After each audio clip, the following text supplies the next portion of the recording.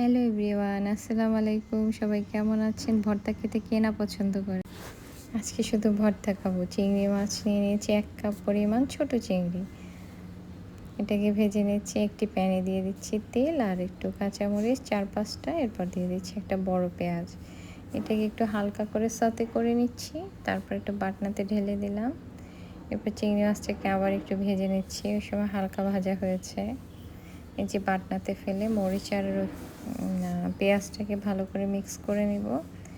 এটাতে আপনারা চাইলে ব্লেন্ডারেও করতে পারেন, বাট বাটনার খাবারটা আমার কাছে খুব মজা লাগে। এখানে আস্তে আস্তে আস্তে আস্তে করে ম্যাশ করে নিচ্ছি। এই যে এবার চিংড়ি মাছ আপনি চাইলে বাটনা ছাড়া ব্লেন্ডারেও করতে পারবেন, বাট আমার কাছে বাটনাতেই ভালো লাগে। পেঁয়াজের সাথে অল্প অল্প করে চিংড়ি মাছ দিয়ে ওইটাকে মিক্স করছি। এবার দিয়ে দিচ্ছি লবণ। লবণ দরকার হলে আপনারা লবণ নেবেন। আমি আগেও একটু লবণ দিয়েছিলাম চিংড়ি মাছের সাথে। এবার দিয়ে দিচ্ছি কাঁচা ধনিয়া পাতা কুচি, সেটা দিয়ে মিক্স করছি। দেখুন কত সুন্দরভাবে মিক্স করছে।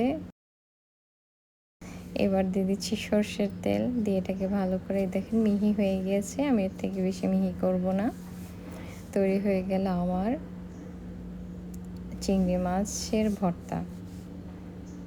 বাটনাতে ভাত দিয়ে কি সুন্দর লাগছে। হয়ে গেল চিংড়ি মাছের ভর্তা।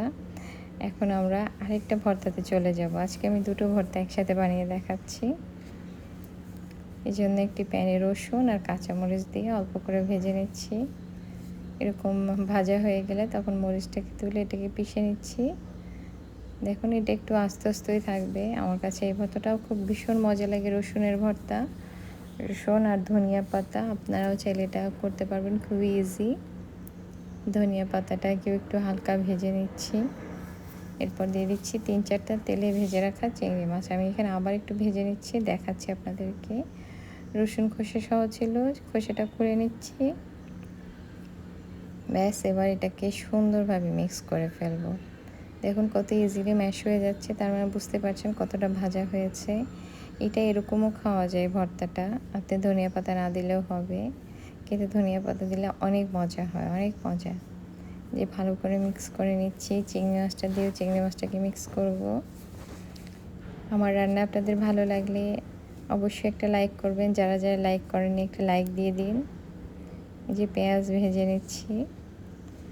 পেঁয়াজটা ওইটার সাথে বাটনার সাথে মিক্স করব। আমি এটা বেশি মিহি করব না, অল্প হালকা হালকা থাকবে, দেখতেই পাচ্ছেন। আমি এবার এতে দিয়ে দিচ্ছি সর্ষের তেল। ব্যাস তৈরি হয়ে গেল কিন্তু আমার রসুন আর ধনিয়া পাতার ভর্তা। আমার রান্না আপনাদের ভালো লাগলে অবশ্যই আমার চ্যানেলটাকে সাবস্ক্রাইব করবেন, লাইক কমেন্টস করে পাশে থাকবেন, ফ্যামিলি ফ্রেন্ডসদের সাথে শেয়ার করবেন। এতক্ষণ আমার ভিডিও দেখার জন্য সবাইকে অসংখ্য ধন্যবাদ। বাড়িতে বানিয়ে খাবেন, খেয়ে জানাবেন কেমন হয়েছেন। Thank you.